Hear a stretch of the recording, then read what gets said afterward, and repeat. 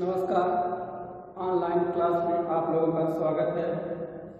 हम आज class 10th में सोशल साइंस यूरोप में राष्ट्रवाद के उदय, राय ऑफ रिपब्लिक इन यूरोप, किस तरह से यूरोप में राष्ट्रवाद हुआ था उसके बारे में हम पढ़ रहे थे।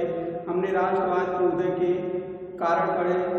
इसके बाद हमने राष्ट्रवाद में फ्रांस की क्रांति का क्या योगदान था उसके बारे में पढ़े। अब हम अगले टॉपिक में नेपोलियन बोनापार्ट के बारे में जानेंगे, किस तरह से नेपोलियन ने यूरोप में राष्ट्रवाद को बहुत तेजी से आगे बढ़ाया, उसके बारे में हम जानकारी प्राप्त करेंगे।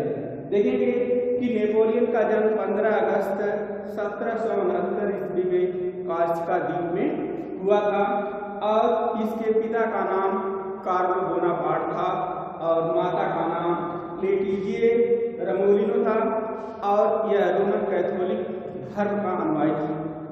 इसने अपने सैनिक बल के बल पर आप देखेंगे इसने पूरे फ्रांस को अपने कब्जे में लिया और इस तरह से सबसे पहले उन्होंने आप देखेंगे 1799 ईस्वी में फ्रांस की डायरेक्टरी को भंग किया और फ्रांस पर अपना कब्जा बना करके एकदम सत्ता स्थापित करने का प्रयास किया।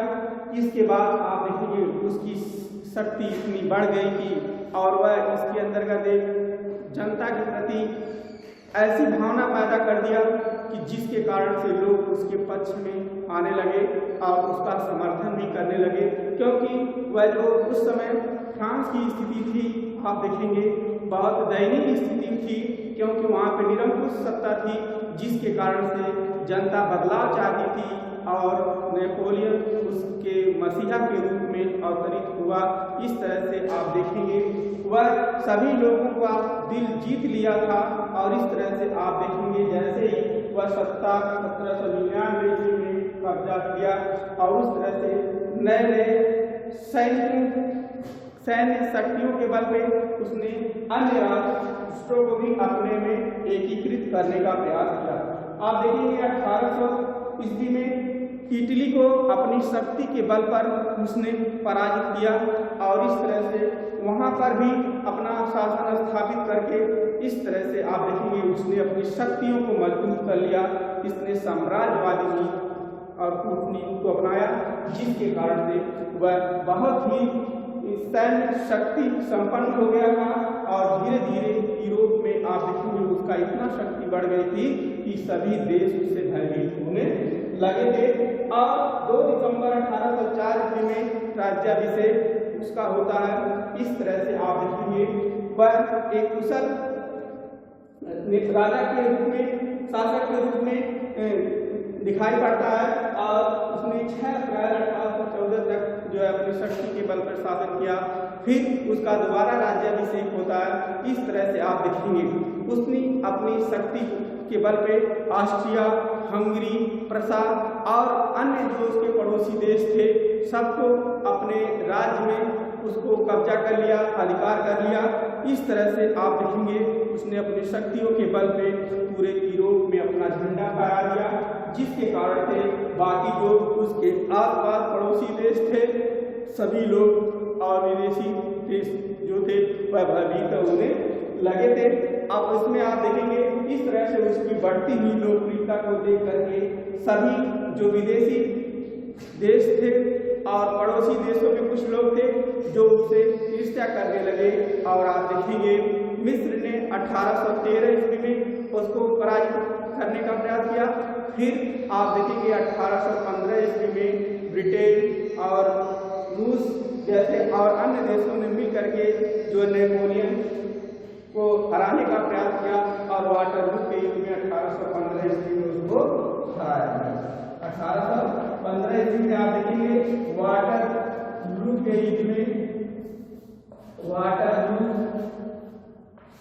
युद्ध में नेपोलियन बोनापार्ट को जो है हरा दिया गया और इस तरह से आप देखेंगे उसको सेंट हेलेना द्वीप में भेज दिया जाता है और 1805 मई 1821 ईस्वी में उसकी मृत्यु हो गई। तो इस तरह से आप देखेंगे कि कह सकते हैं कि नेपोलियन बोनापार्ट जो कि विश्व विजेता बनने का सपना देख रहा था, उसने उस तरह से अपनी रणनीतियां बनाई और जिसके तहत उसने आगे चल करके अपने साम्राज्य को आगे बढ़ाया। और आप देखेंगे इस तरह से यूरोप में इतनी शक्ति बढ़ा दी कि जिसके कारण से सभी लोग, सभी आसपास पड़ोस के देशों के अंतर्गत राष्ट्रीय भावना को विकास कर दिया।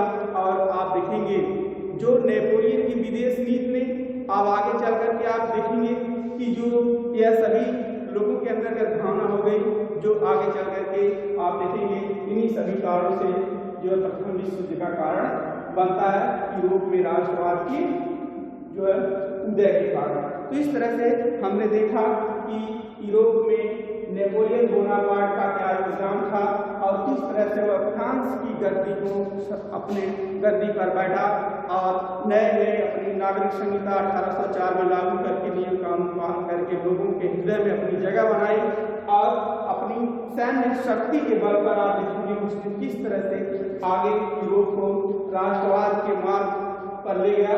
इस तरह से आप देखेंगे यह इसका जो नेपोलियन बोनापार्ट का योगदान था। आप देखेंगे परीक्षाओं में अक्सर पूछा जाएगा कि यूरोप में राष्ट्रवाद के उदय के क्या कारण थे। आप देख लेंगे कि उसकी सारी सैन्य शक्ति और उसके साम्राज्यवाद की भावना, उसकी आकांक्षाएं जो थी जो यूरोप में राष्ट्रवाद के उदय के कारण बनी और अधिक से अधिक देशों पर विश्व में अपना जो है साम्राज्य स्थापित करने का जो उसका प्रयास था वह जो यूरोप में राष्ट्रवाद के उदय का कारण बना। अब हम आगे देखेंगे कि इटली का एकीकरण, इटली के एकीकरण के बारे में हम जानेंगे कि किस तरह से इटली का एकीकरण हुआ। इटली का एकीकरण देखेंगे यूनिफिकेशन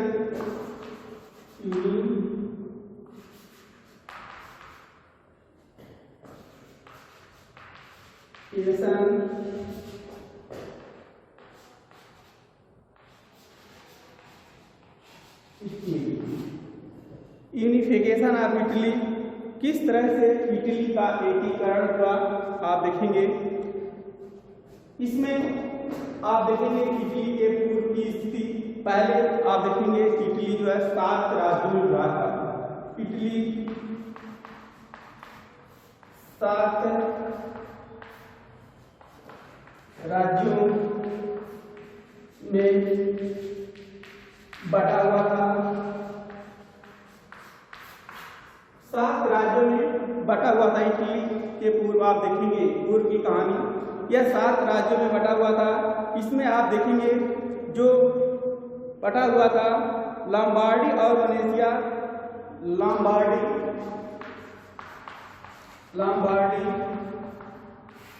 और वेनेजिया। लॉम्बार्डी और वेनेजिया जो है ऑस्ट्रिया के अधीन थे। ऑस्ट्रिया के अधीन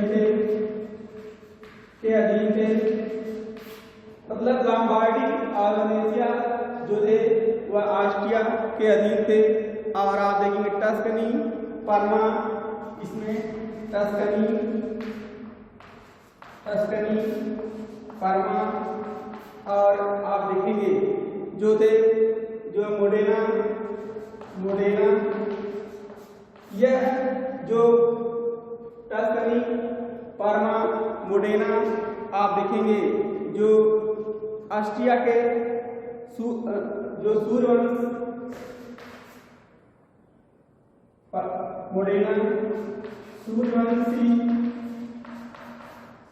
सूर्यवंशी शासकों के अधीन थे। और आप देखेंगे इसके बाद तथा नेपल्स और सिसिली, इसके बाद नेपल्स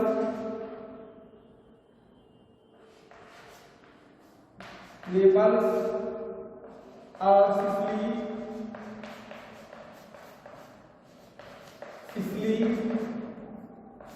नेपल्स और सिसिली जो थे यह बोर्बो वंश के अधीन थे।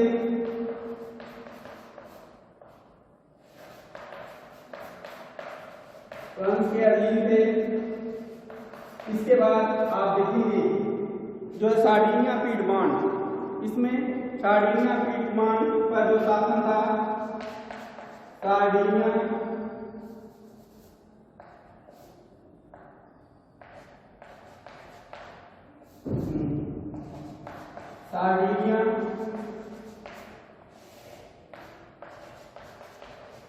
पीडमॉन्ट पर जो इटाली राजधानी का शासक था,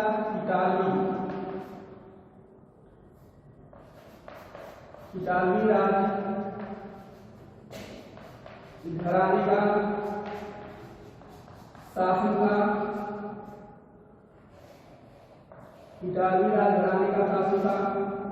इस तरह से आप देखेंगे। और रोम, इस तरह से देखेंगे रोम पर जो है चर्च का शासन था। रोम पर जो चर्च का शासन था। इस तरह से आप देखेंगे कि यह इसकी पूर्व की स्थिति थी कि इटली 7 राज्यों में बटा हुआ था। लॉम्बार्डी और वेनेशिया जो थे वह जो है ऑस्ट्रिया के अधीन थे और टस्कनी, पार्मा, मोडेना सूर्यवंशी राजकुमारों के हाथ में था शासन। नेपल्स और सिसिली बोर्बो वंश के अधीन थे तथा सार्डिनिया पीडमॉन्ट जो था इटाली राजघराने के अधीन थे। इस तरह से आप देखेंगे जब इस 7 राज्यों में आप देखेंगे जब विभक्त थे तो इटली को एकीकरण करने में बहुत परेशानियां थी, क्योंकि यहाँ पे केवल जो सार्डिनिया पीडमॉन्ट था केवल यहाँ पर ही केवल इटली राजघरानों का शासन था। बाकी सब जो है विदेशी शक्तियाँ स्थापित थी। इस तरह से इन विदेशी शक्तियों को जो तोड़ना इतना आसान नहीं था। लेकिन आप देखेंगे इस तरह से कुछ लोगों ने जो अपनी शक्ति के बल पर इस तरह से इटली को एकीकरण करने का जो प्रयास किए। इस तरह से आप देखेंगे इसमें तो सबसे पहले जो थे जोसेफ गियुसेप्पे मेस्त्री थे।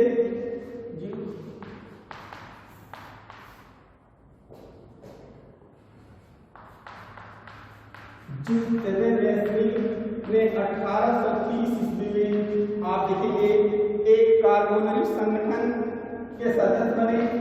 कार्बोनरी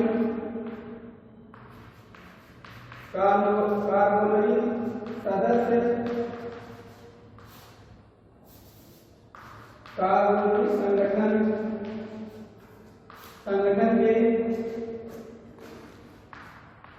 के सदस्य बने। और इन्होंने आप देखेंगे इन्होंने दो गुप्त संगठन बनाया। इसमें पहला आप देखेंगे एक जो था मार्सेई में इन्होंने यंग इटली और बर्न में आप देखेंगे जो दूसरा था बर्न में इन्होंने जो यंग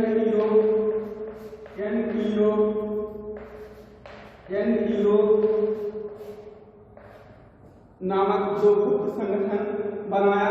ये यंग में आप देखेंगे यह एक सच्चे देशभक्त थे और देश को एकीकृत करने का इन्होंने अहम भूमिका निभाई। एकीकरण का मतलब होता है कि बिखरे हुए राज्यों को एक करना और एक ही कानून व्यवस्था वहां पर लागू करना। ऐसी व्यवस्था करने का प्रयास इन लोगों ने जो आप देखेंगे जोसेफ मेस्त्री थे। इन्होंने अपने जो है शक्ति के बल पर एक संगठन बना करके उसका भरपूर प्रयास किए। लेकिन आप देखेंगे यह प्रयास जो था यह सफल नहीं हो पाया। लेकिन फिर आप देखेंगे जो एमेनुएल द्वितीय जो है विक्टर एमेनुएल द्वितीय और इसके बाद आप देखेंगे इसमें जो है कैमिलो दी काबो सार्डिनिया के प्रधानमंत्री और इस तरह से गैरिबाल्डी के सहयोग से आप देखेंगे। और जो सबसे बड़ी बात थी जो ऑस्ट्रिया थी, ऑस्ट्रिया को अगर जब तक उसको पराजित नहीं किया जा सकता तब तक इटली का एकीकरण होना संभव नहीं था। इस कारण से सबसे पहले कैमिलो दी काबो तथा सार्डिनिया के प्रधानमंत्री गैरिबाल्डी और इन सभी के प्रयासों से आप देखेंगे इटली का पूर्ण रूप से जो ऑस्ट्रिया को पराजित करके उसको मिलाया गया। इस तरह से बहुत लोगों के प्रयासों से इस तरह से इटली को एकीकरण कर दिया गया और 1870 ईस्वी में। और यहाँ पे आप देखेंगे 1861 ईस्वी में एमेनुएल द्वितीय को जो वहाँ का राजा घोषित कर दिया गया। इस तरह से आप देखेंगे इटली का एकीकरण संभव हुआ और बाद में रोम को मिला करके 1871 ईस्वी में पूर्ण रूप से इटली का एकीकरण कर दिया गया। तो इस तरह से आपने इटली का एकीकरण पढ़े कि किस तरह से इटली का एकीकरण संभव हुआ। तो परीक्षा में आ सकता है कि इटली के एकीकरण के बारे में लिखिए, इटली की एकीकरण प्रक्रिया को समझाइए। तो आप जानेंगे कि इटली का एकीकरण किस तरह से हुआ। इसको एक बार पढ़ लेंगे और परीक्षा के दृष्टि से आपको लिखना है और समझना है ताकि हम अच्छे अंक प्राप्त कर सकें। धन्यवाद।